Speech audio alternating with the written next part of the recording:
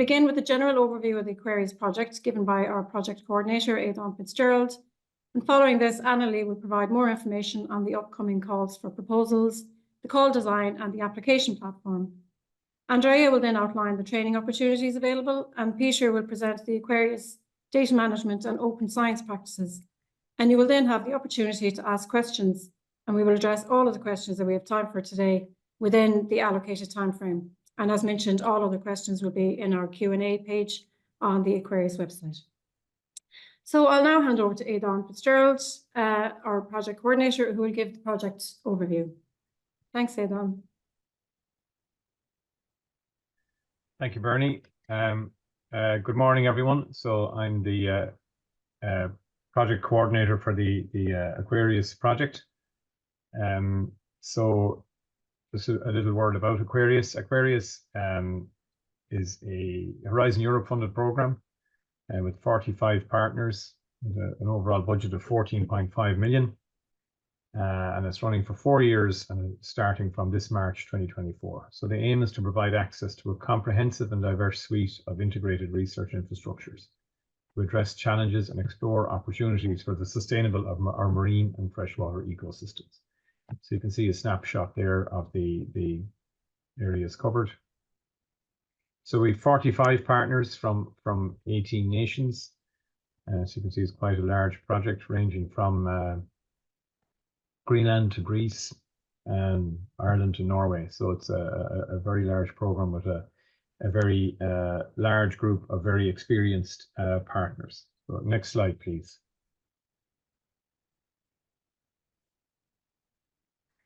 So the aim of Aquarius is to provide free and supported access to a comprehensive and diverse suite of 57 integrated research infrastructures, as I said, to address challenges and explore opportunities for the long-term sustainability of our marine and freshwater ecosystems. So next slide, please. So the objectives are to provide single-point access to the curated catalogue of 57 diverse infrastructures. We aim to design, develop and manage 2 transnational access funding calls, providing completely free and supported access for selected projects to the research infrastructures. Our objective is to deliver scientific and technical training to apply for and to use the research infrastructures. We will ensure that we will use advanced data management to make data findable, accessible, interoperable and reproducible or FAIR according to open global standards. And we're going to maximize the impact to ensure that the Aquarius and the project it supports deliver to the goals of the mission Restore Our Ocean and Waters by 2030. Next slide, please. So just a word about the thematic and geographical scope of the project. So the geographical scope corresponds to the mission Lighthouse regions. So these are the North Sea and Baltic Sea, the Black Sea, the Mediterranean and the Atlantic Arctic. So the thematic scope is informed by the mission ocean objectives, the EU mission ocean objectives. So the themes in that case in the Mediterranean are to prevent and eliminate pollution of our ocean, seas and waters.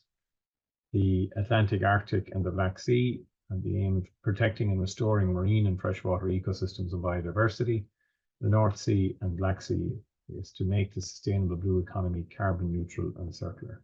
So just mission lighthouses are aimed to be spaces of transformation to pilot, demonstrate, develop and deploy the mission activities across the EU. Next page, please. So just to drill down a bit more into the identified themes that Aquarius will target within each lighthouse. So within the Atlantic Arctic region, which you can see here on the slide in front, a very large region, comprehensive assessment and modelling of marine biodiversity, microbial habitat diversity, ecosystem restoration using advanced remote sensing and seabed mapping techniques. In the Baltic Sea, the themes are assessing and mitigating the environmental impacts of blue economy activities, seabed hazards, cumulative biodiversity effects and algal blooms on the marine ecosystem. Within the Danube and the Black Seas, to evaluate and restore freshwater marine ecosystems while mitigating extreme phenomena and assessing the effectiveness of river management and hydromorphological impacts. And the Mediterranean Sea is sustainable management of marine pollution, coastal areas, and human-marine interactions to conserve biodiversity. Next page, please. So the approach we're taking, Aquarius is going to provide single point access to a catalogue of 57 research infrastructures. You can see we have an online catalogue on our website where all the infrastructures are categorized by type and location. They're divided into the various mission lighthouse regions. We have different modalities of access. We have the technical specifications for the infrastructure, and then we have more details on the user requirements and training. So by providing access to this range and diversity of research infrastructures, Aquarius enables a more holistic approach to research and innovation, contribute to the healthy and sustainable marine and freshwater ecosystems. And there's the link to the catalogue of aquarius-ri.eu, ri.catalog. So just to a bit more about the infrastructures and the approach. So we have 18 research vessels available. We have 12 mobile marine observation platforms. We have 11 fixed marine facilities. We have 7 experimental research facilities. There are 9 river and basin super sites. We have 3 aircraft, 2 drones. We have satellite services and 10 data infrastructures available. So they're all further details are on the catalogue. If you could just next slide, please. So here's an example of some of the facilities. There's the Western Mediterranean Sea fixed research facility. Then we have the CCMAR infrastructure in Portugal. And we have an example of a research vessel, the RV Simon Stephen from Belize. And then we have one of the drones, which is the University of Limerick hybrid drone. So it gives a lot of information about the location of the drone, capabilities, link to its websites, technical specs, what's required to access it, etc., and the dates and time that it's available. Next page, please. So, as mentioned, we're going to launch 2 transnational access funding calls for research and innovation project proposals using a dedicated and user-friendly platform. Proposals must demonstrate how they will integrate multiple infrastructures and contribute to the defined mission ocean challenges in each of the regions. So calls are open to scientists from research and academia, from industry, from citizen science groups, and we'll have defined eligibility criteria there. So our call is opening on call 1 is opening on the 11th of November with a close on the 20th of January 2025. That will be followed then by a call later in 2025, which will open on the 2nd of September. Next slide, please. So in terms of maximizing the impact of the project, so we're going to provide transnational access to these research infrastructure services. We're going to promote the outreach and engagement of transnational calls, so this is part of that effort. We're going to ensure wide communication and dissemination of Aquarius activities and results to target audiences. We're going to develop and activate pathways for uptake and exploitation of results. We aim to maximize the societal value and return on investment of Aquarius. And we're going to create an Aquarius legacy via strategic foresight and roadmap to bridge the science policy gap. Next page, please. So the stakeholder communities and key messages for each are here. So in terms of policy and decision makers, I'm going to highlight the enhanced and integrated research infrastructure capacity in the EU to enable holistic research and meet the EU and global policy goals. So for industrial communities and SMEs, we aim to increase awareness of and access to integrated research infrastructure services to enable more sustainable operations. For civil and wider society, we aim to have greater awareness of and access to Europe's rich landscape of research infrastructure services and their societal value. For research scientists and academia, to increase awareness of and access to diverse EU RI services, technical training, data management skills, and new scientific knowledge. The next page, please. So if you're a scientist working in marine and freshwater research, if you're an early career scientist or interested in training and internships, you need to apply to our transnational access funding calls. So get in touch again at hello@aquarius.eu. Subscribe to our newsletter, and there's a QR code you can scan there as well. So the website again is aquarius-ri.eu. Thank you very much.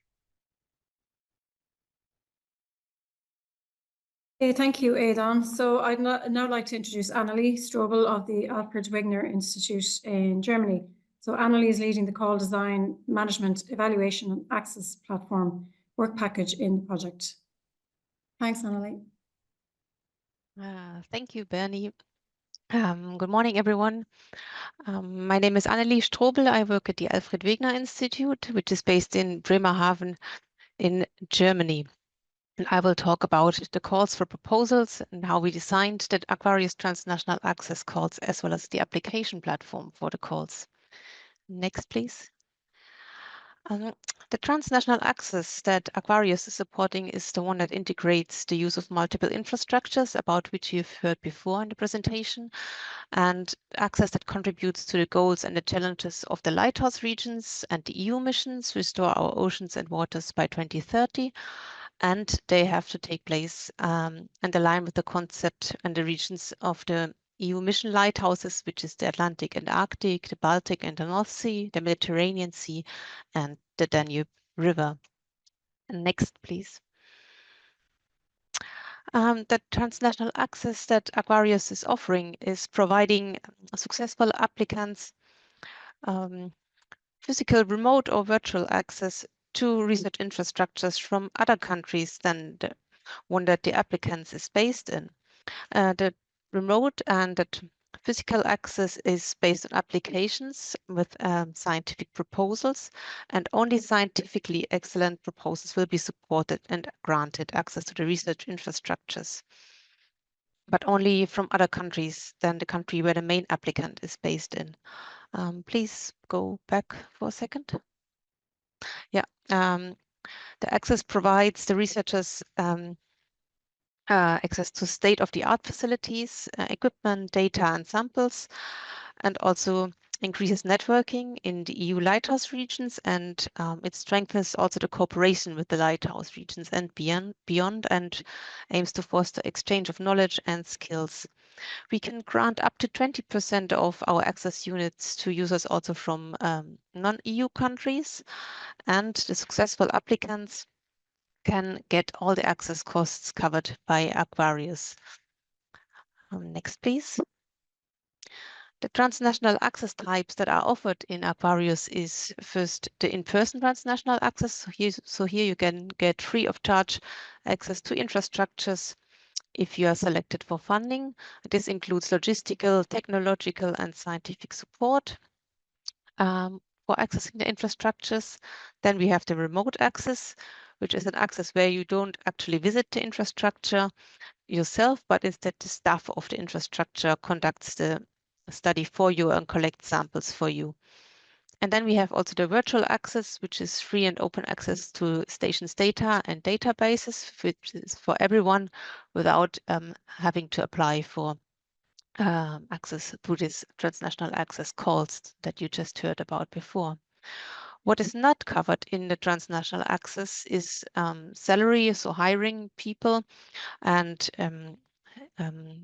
manufacturing your equipment or subcontracting costs and costs like healthcare insurance, or if you have to cancel everything on your trip, publications costs, and so on. This is detailed specifically in our funding conditions on our website. Next slide, please. The approach that AQUARIUS is taken and the key actors that are involved to facilitate the transnational access is the following. So first, what we do is we identify the scientific priorities and the challenges for our calls. This was done by our partners from SICE.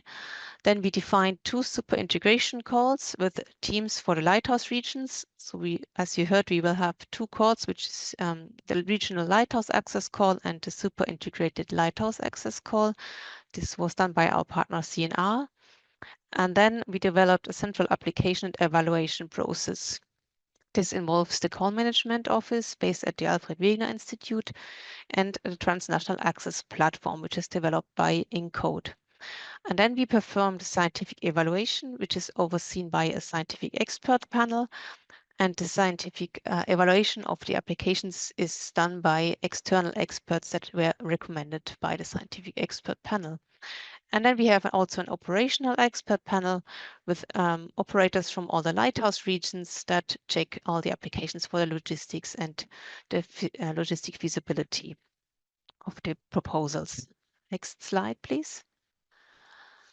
So as you already heard, we will have two super integration calls. The first one is the regional Lighthouse Access call, which targets themes and challenges for each of the 4 Lighthouse regions taking place in these regions. And this call will open soon on 11th of November and will be open until 20th of January 25. And then we will have a second call, which is called the Super Integrated Lighthouse Call, which will be more responsive to the outcome of the first call and focus on new emerging issues and themes and regions that were not fully covered in the first call. And this call will open in September next year until end of October. And all the themes and challenges for the calls are specified in our deliverables that you can find in our website. Next slide, please. But now focusing more on the first call that will open soon. So here we will focus on these 4 Lighthouse regions and have specific topic for each of the regions. And you can apply for these topics for each of the regions. So for example, you can apply for under the umbrella of sustainable management of marine resources in the Atlantic and Arctic. The focus of the Danube River will be to improve the water quality and prevent floods and droughts. And for the Mediterranean, for example, you can put a proposal in for enhancing marine biodiversity or mitigating marine litter. And for the Baltic and North Sea, the topics will be to reduce nutrient and chemical pollution, restore marine habitats. And all these topics and the overarching topics for the first call are also available on our website under Transnational Access Calls. Next slide, please. So now, who can apply? What are our eligibility criteria to apply for these calls? First, very important is that you cannot apply to the infrastructure of your own country or your own institution. So your user group leader and the majority of your team must work in another country than where the infrastructure is located. Then you should have a proposal with 3 international partners to foster international cooperation.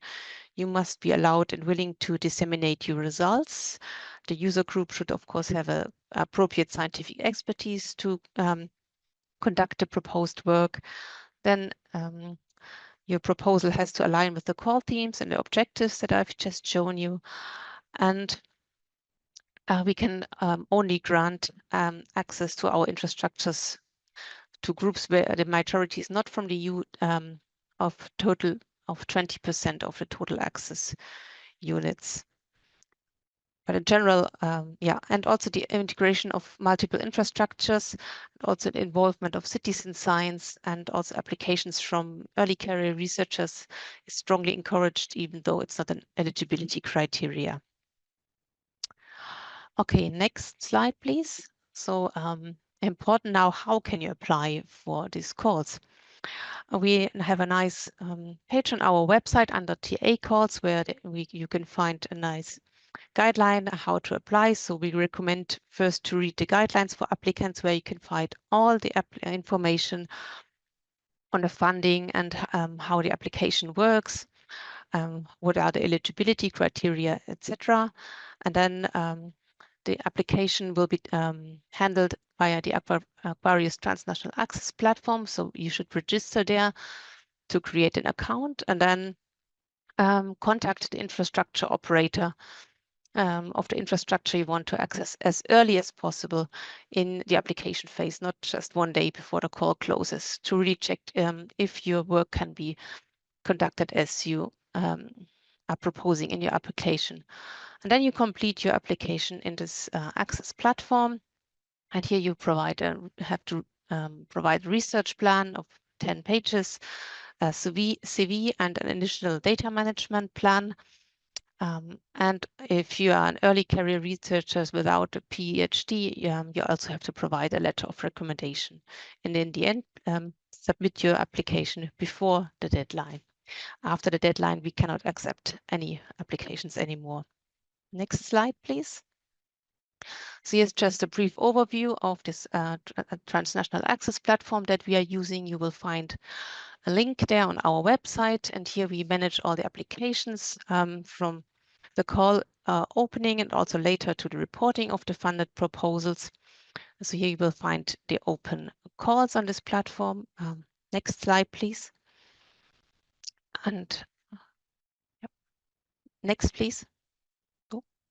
Yeah, and when so you can, as soon as the calls open, you can click on the open calls, and then here this platform will guide you through the application process from inserting information about your project, about your user group, all the logistic information of and your planned travel, etc. And in the end, you can upload your research plan and all the appendices as needed. Okay, and then just quickly an overview how your proposals are evaluated. So we will have a very open and transparent evaluation process in Aquarius. First, we will the incoming proposals will be checked if they are eligible, and then also our operational expert panel will do a pre-check if they are logistically feasible, and then we'll pass on the scientific proposals for the scientific evaluation, which is overseen by our scientific expert panel. So they will propose external evaluators for your proposals, and then we will forward it to this external review by at least 2 independent external reviewers, and they will stay anonymous. In the end, our scientific expert panel will take all the recommendations from this external anonymous reviewers and come up with a ranking list with the proposals that are scientifically excellent and recommended for funding, and we'll pass this on then for the logistic evaluation to our operational expert panel, and then they will come back to you and enter a negotiation phase how to best perform your work. Okay, and then next and last slide, please. I just want to briefly mention that your proposals will be evaluated according to these scientific evaluation criteria. So they are also available on the website, and please carefully read them, because our evaluators will check if your proposal is scientifically excellent and if it aligns with the call themes, and if your work plan is clearly defined, if your scientific impact is well addressed, and if the background of the user group is appropriate for your proposed work, and if your selection of the infrastructures is appropriate, and if there's a meaningful integration of infrastructures, and if your handling of data and the dissemination activities are also well planned. So these are the criteria along your proposals will be evaluated. Okay, with that, I will finish my presentation. If you have questions directly related to the calls and the application, you can send an email directly to the call management office, aquarius.eu@awi.de. Thank you. Okay, thank you, Annalie. So next up is Andrea Caberlato to present the training opportunities available in Aquarius. Thanks, Andrea. Yeah. Hello, everybody. My name is Andrea Caberlato. I'm working on the National Institute of Oceanography and Applied Geophysics in Italy, and I'm leading the working package about research infrastructures technical training. So next, please. So the training will focus on 3 main topics. So the first one is the training for the users of the transnational access. Then there is the training for early career scientists and technicians. And then we also will collect some training materials developed across the other European funded projects and European research infrastructure networks addressing the healthy and ocean waters. Next, please.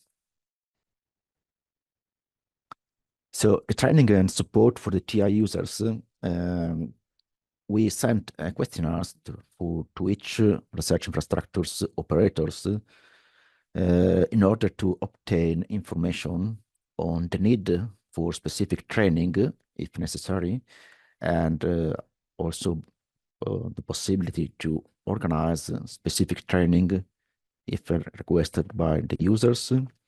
And we also asked to upload in the training hub some materials like videos, presentation, and manuals that can provide further information on the potential and the data that can be obtained from the infrastructures. And we will also organize shared training across multiple projects using the same infrastructures or similar, and also in order to optimize and make an efficient use of the resources. And for the first call, Transnational Access, there will be a webinar organized in collaboration with the Working Package 2 and 4, November 27 this year. So to train the users on how to access and how to use the call submission portal, including reporting and training needs. So next, please. Other training have been developed in collaboration with the Working Package 6 about data management and open science. So we will organize some webinars about data management and data stewardship training that will be done by a series of presentation and hand-on exercise, and will be deployed through a number of online workshops. And all the trainings are part of a network of data management experts from the research infrastructures that operate the observation installation in Aquarius and also in other European network. And the other training is about the virtual access and analytic trainings. This will learn about the Blue COVID virtual research environment and its analytical applications. So in order that the users can use for further elaborating their newly collected data and combining this with other existing European and global data collections. Also, this type of training will be compiled a series of presentation and hands-on exercise, and will be deployed through a number of workshops. Next, please. So the second topic is the training for early career scientists and technicians. We have two types of training. So we will provide 2 floating universities for postgraduate students, basically, and one in the Mediterranean Sea on board the Gaia Blue from the CNR that will focus on the pollution in the Mediterranean Lighthouse area in collaboration also with other research infrastructures. And the other floating university will be organized by the SLU on board the Svea research vessel, focused on the environmental monitoring in the Baltic Sea. Probably in 2026, the floating university. So the course will be uploaded in the web portal as soon as we know the dates, but probably it will be a bit later on. And then there is the second options for the early career. So it's the internship open call. So what does it mean? It means that we can use spare berths on board the vessels or other infrastructures. And we organize also summer school in collaboration with the Jericho and local summer school. And also any training across infrastructures with place reserved for Aquarius. And also during periodic maintenance and update of the research infrastructures by the factories at the Aquarius research infrastructures and also by other partners.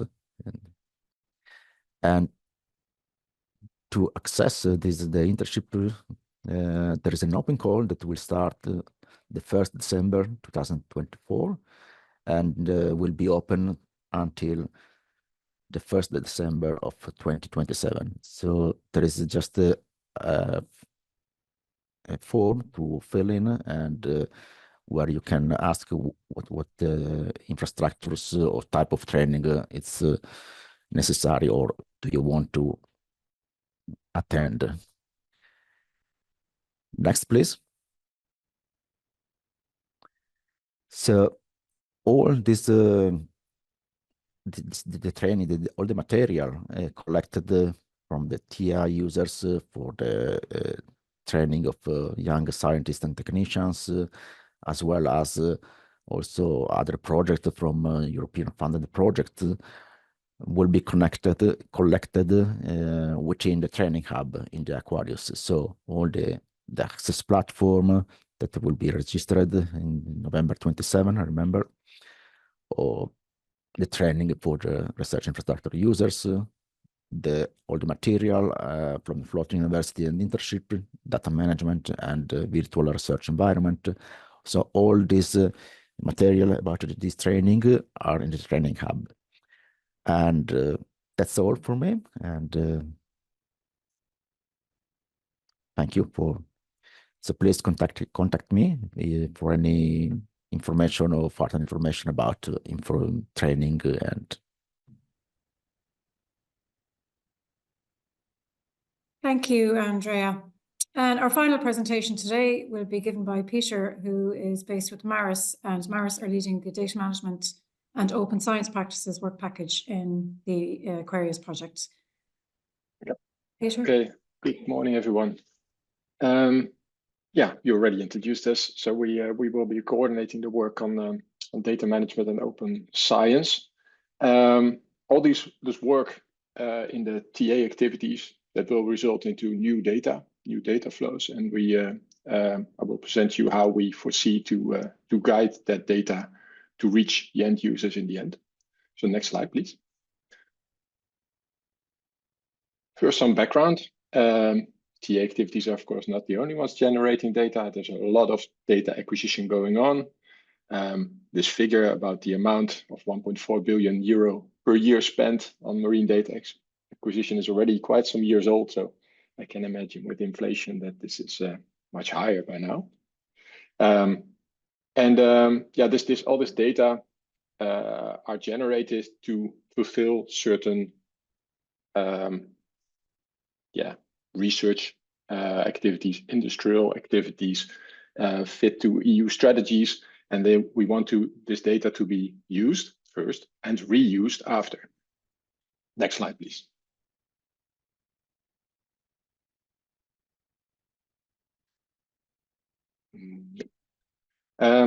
So yeah, if you look to the usage pyramid of data, you see here at the bottom the marine oceanographic observations, and that will feed into models and analysis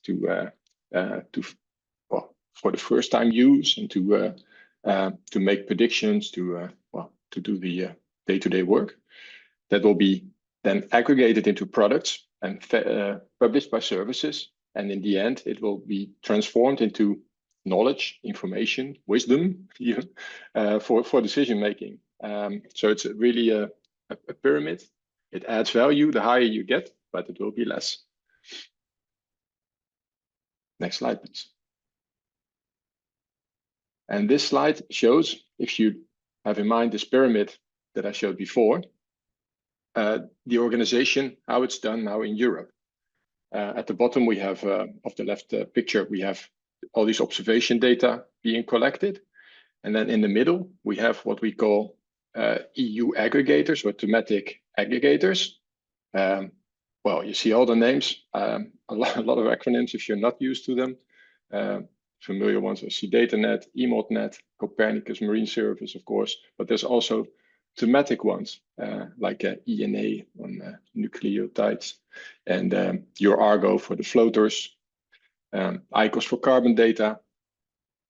The aim is that this observation data reaches, according to the standards and metadata standards and data formats set by these aggregators, it reaches the aggregators from the first data centers, and then via that it reaches the intermediate users, as we call them, SMEs or research institutes, and then it reaches the end users. Next slide, please. And that is because this is related to what we also try to achieve or will achieve in Aquarius. We want to take a data management approach where we work together with the participants in the TA projects to make their data as fair as possible, findable, accessible, interoperable, and reusable. And we want to do that by letting that new observation data flow towards these EU aggregators, CDataNet, Eurobis for CDataNet for validated chemical and physical data, Eurobis for biodiversity data, for example. And by doing that, the data is not only findable and accessible, you could also just drop it somewhere and say, yeah, there my data is. But by matching these metadata and data formats, we can also make this data interoperable and reusable, because if it matches the metadata and if it matches the vocabularies in which it is documented, it's optimally ready for reuse into data products from EMODNet, into the DTO, digital twins of the oceans, and for other end users. And also, and I'll come back to that a little bit later, for open science, by working in what was already named by Andrea in the Blue Cloud 2026 virtual research environment. Next slide, please.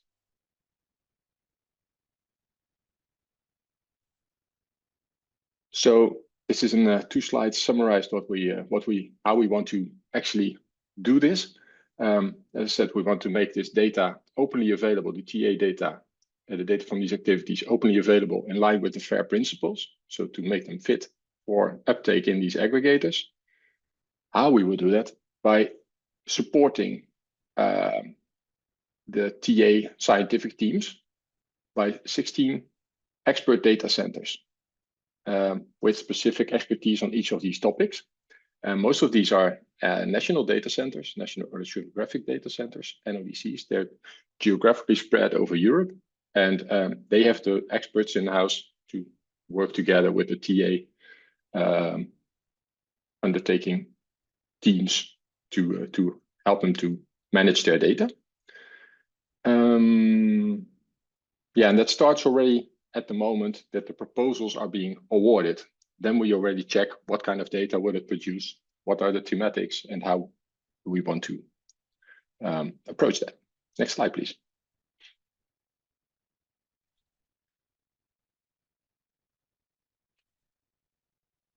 So they're already available even at proposal stage for advice if needed. So you can already contact via the normal contacts, and then they will forward it to the right persons in our work package to give you already some advice on the data management if you need. As Andrea mentioned, there will be training foreseen on the specific thematic approaches for data management, and there will be support during the activities. And everything is already documented in a public document called the Aquarius Data Management Plan. Next slide, please. And what is interesting is that there's a cooperation being set up with the Blue Cloud. Some of you might have heard of this. It's the marine thematic node of the European Open Science Cloud. And what it offers is a virtual research environment. So it means you can log in, you can have access to several virtual labs and online tools like notebooks to work in Python or R. And what the Blue Cloud offers on there is that it doesn't offer only the virtual research environment, but actually also has organized access to all these data infrastructures that I already mentioned. So to Eurobis, to CData, to EMODnet data. So you can, if the data then flows in to these aggregators, you can also work in Blue Cloud with the data, and you can also add your own data. If it's not available there, you can also add it there in the environment. Next slide, please.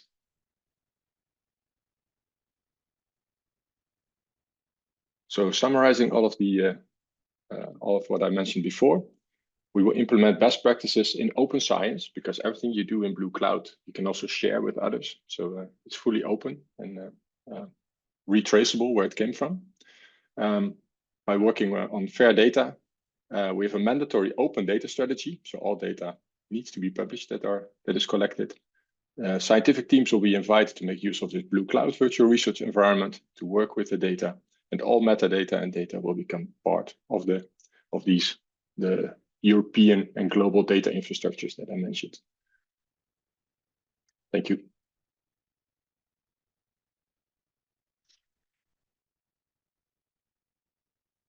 Okay, thank you very much, Peter.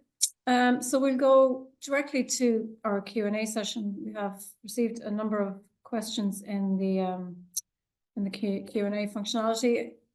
So I'm going to read them out and address to a member of our panel. So the first question is, I am still not sure what the call is targeting. Is it one, funding for researchers to perform a project with one or several RI from the project? Excuse me. Or two, funding for RI not part of the project to support becoming a part of Aquarius and fund access to that platform. Okay, and there's a comment after saying that I think Annalie just answered that question. Yeah, so it is one. It's funding for researchers to access the infrastructure that is available in the project. So that question has been answered there already. Sorry, excuse me. So the next question, and Annalie, I think you maybe can address this one. The question is there a specified timeline or access period by when the projects have to be finished? And how soon are research infrastructures being made available? Annalie, if you can take that one, please. Yes, sure. So each infrastructure has, of course, a certain time frame when it's available in general. So you can check the times when the infrastructures are available at the infrastructure catalog on the website. And we can only make or allow access to the Aquarius infrastructures as long as Aquarius is running, since we also have to refund it within the project lifetime. So as Aquarius is running for 4 years, the projects have to be finished in October 27, so to allow us to finalize everything. And you can start your project already in spring next year. In April will be the earliest time when you can start your projects, because calls close in January, end of January, and then we will need time for the scientific and logistics evaluation. But as soon as this is done in spring next year, you can start your projects. And these time frames are also visible in the application platform for the TA calls. Okay, thank you, Annalie. So the next question, excuse me. Annalie, I'll probably address this one to you as well, if you don't mind. For each C, there are different themes. If we want to collaborate with different institutions from different countries, can we address two challenges? Well, yes, of course. You can. You just have to make sure that your proposal addresses at least one of the challenges. So there's actually no limit in the challenges, but of course the first call focuses on the different lighthouse regions. So the idea is that you pick one of the lighthouse regions and address the scientific challenges for each of these regions, and we specified them in 2 of our Aquarius deliverables that you can find on our website. It's also given there in a graph and also in the guidelines for applicants. So you have to align your proposal with these challenges. But if you have a very good justification to do a cross-cutting study or maybe a comparative study between 2 lighthouse areas, when you have a partner from another lighthouse area, if this is well justified, it is also possible to include this. But it's important that at least one of the challenges is addressed. Yeah. Okay, thank you, Annalie. And the next question then is in terms of the budget. So how much is the maximum allowable budget for the project? Aidan, if you can answer that one, please. Yeah, no problem. So the approximate budget for transnational access within the project is in the order of 9 million or something like that. So we don't we have sort of suggested number of days on vessels and things like that and units of access, but the budget could be in the order of million plus, depending on how many infrastructures are brought together for a large transnational access project utilizing a variety of infrastructure. So yeah, I don't know, does that answer the question? Certainly it's in north of €1 million for sure. Okay, thanks, Aidan. And then a similar question, it's been asked or been answered somewhat, is what is the length of the project and the maximum amount of money to ask? So each project, there is a limit of 3 months access to each of the infrastructures, but there is a flexibility in that if it is properly justified that more than 3 months is necessary to implement the project, then there is flexibility in that. And Aidan has addressed the maximum amount of money to ask for. Could I add to that as well? Of course. Yeah, Aidan, yeah. So the project could be a year. So are you referencing our project or the project proposal from an? So the project, this project is running for 4 years from March 2024. But if somebody had a program, there's nothing to stop them applying to do a survey in 1 year with a follow-on survey another year, or if they're using multiple equipment, to use one in the spring, one in the autumn, one in the summer. So we don't have a limit really, except the end of the project. So the acquisition or the work would have to be done to allow reporting from the proposal writer before the end of the project. So I wouldn't get hung up on the kind of when is the end of the project or whatever, other than the finish date of Aquarius. So if you want to do multi-annual surveys working on a particular topic, there's no problem there as well. Okay, thank you. And this is in terms of, so Annalie, you might address this one also. It was mentioned that equipment costs, sample analysis costs, and other costs are not included. Does this mean we would need to ask for match funding from our institutions or universities?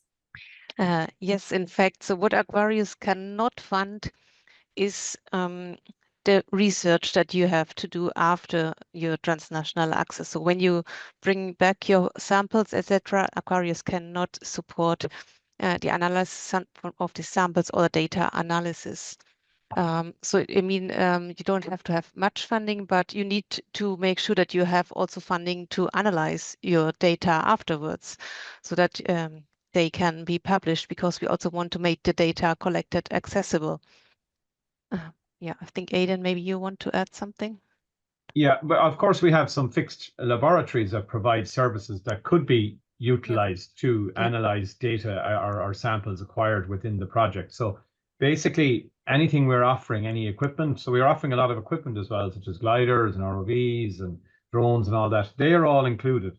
So it's only your own, if you want to bring your own sensor, especially your own special sensor, whatever, that's your own business. We'll support you shipping it to and from the infrastructure that it's being used from. But there are, if we drill down into the detail of the various laboratories that are involved in the project, there are some analytical services that are being provided. And of course, there are support structures for around the data management, and we have 10 data infrastructures available there. But yeah, it would be, you don't have to match funding. You just need to be able to cover the cost of your own time doing your analysis and write up of your project after we provide you the infrastructure to use it. Thanks. Thanks, Aidan. And the next question here is, I was late to this call. Sorry if this was already addressed, but is it possible for someone from a non-EU country or institute to participate in this? And if so, can they get funded? Are there any restrictions on whether the non-EU participant is from a government agency or from academia or private sector? So Annalie, you might take that one as well, please. Yeah. So also, like in previous transnational access projects, we have this EU rule that we can grant access or give away 20% of our access units to applicants where they made from non-EU countries. So if the main applicant and the majority of the users are from non-EU countries, yeah, we can give them 20% of our units of access. This is not 20% of the funding, but access days to research infrastructures, to vessels, to sensors and equipment. So there's nothing from stopping you to apply for these calls if you are not from the EU. And we also welcome applications from the private sector, from industry, etc. So there's no restriction on this. Yeah. Okay, thanks, Annalie. And then the last question that I can see here at the moment, Aidan, I'll address it to you. Is it possible to submit an application requesting access to just one infrastructure, as in just using a research vessel? Yeah, yes, it is possible. Yeah, that is acceptable as long as meets the challenges that have been set. There's no problem. We would like to encourage people to put in multi infrastructure applications to deliver impact. But if impact can be delivered using just one infrastructure, that's fine. And just to go back on the question about the non-EU, yes is the answer. Yes, you can apply if you're outside the EU, and yes, you can apply if you're any of those agencies, private sector, whatever. So more than happy to see non-EU applicants. And another question which is related to that, I think Aidan may have just answered it there. Can African researchers apply? Please, is there any criteria to be classified as early career researcher? Okay, I'll answer the first question. Absolutely, African researchers can apply. And Annalie, you might address the second question there. Is there any criteria to be classified as early career yes, researcher? so yeah. So the first part has been answered, and the second criteria, we follow the EU rules here, and it's also specified in our guidelines for applicants. So if you're 5 years after your PhD active in science, then you're still early career researcher. So 5 years after your... Yeah, so active in science. So this includes also if you had some career breaks or so. Yeah. Okay, thank you. I saw a question there about whether this recording would be posted, but it seems to have disappeared. But yes, we will post this recording. It will be available on our website, on the Aquarius website, in the coming days. And just a minor one, some of the questions that have been answered online, just to reiterate the response to those maybe, because if people haven't seen them. If that's okay, there was a question around training opportunities. Are they reserved to Aquarius partners? This is incorrect. Training opportunities are open to everybody, not at all reserved for Aquarius partners. So they're available for any early career researcher. Indeed, they don't have to be early career researchers. There's opportunities for training for people utilizing the infrastructure from anywhere. So this project is open to everybody, open, not reserved to partners at all in any way. Yeah, that was all I wanted to cover that one. I missed that one. And then another question, what steps should a PhD candidate take to apply? Annalie? Yeah, well, it depends if this is now apply to the training or to the transnational access calls, but for the transnational access calls, it's also, of course, allowed and no problem if you're still early career researchers and you want to apply. If you want to apply as a user group, as a group leader, then you have to provide letters of recommendation with your application. But apart from that, you just follow the guidelines for applicants as it is for anyone else, and you have to gather your team around you with 3 international partners and submit an application, just regular application. But these letters of recommendations are very important here, and you have to make sure to demonstrate that you and your team have the appropriate scientific expertise to conduct the proposed work. Okay, thanks, Annalie. And in terms of the training, Andrea, would you like to add anything there? How a PhD candidate would apply for training courses? Yeah, I think the people that can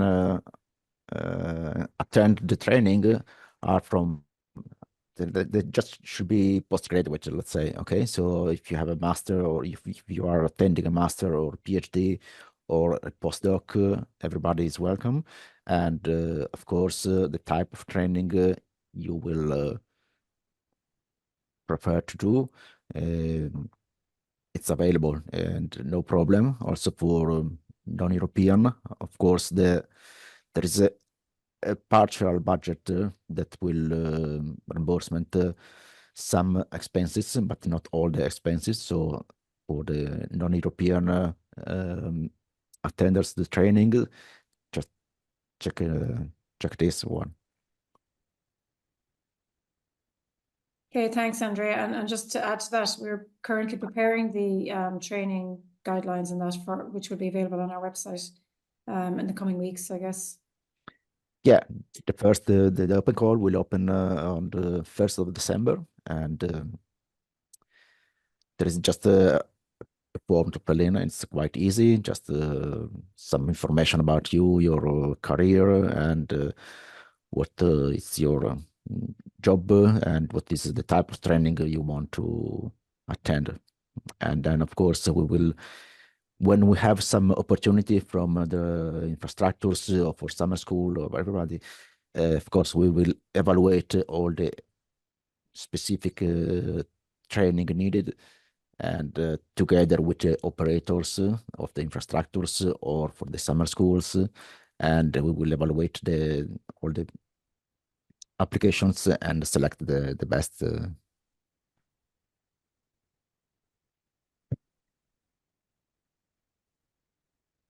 Okay, they're all the questions that I can see, unless I'm missing any. There's a new question in the Q&A now. Okay, sorry. Thanks, Natalie.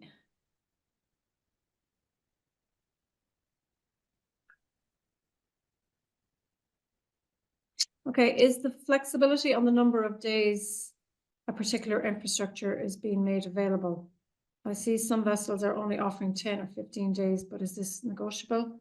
And can I ask for more when I apply? Yes, so it is negotiable.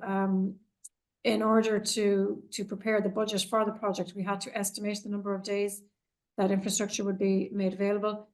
Now, in some cases, depending on the research infrastructure, who have very tight schedule, that is all that they can make available. In other cases, there may be some flexibility. So it's always a good idea to contact the research infrastructure operator. All of the contact details are available in the research infrastructure catalog available on our website. So you should contact them if there's any doubt regarding their schedules, to see if they can fit in or if they can schedule the number of days that you're interested in applying for. But yes, there is flexibility for sure, in most cases.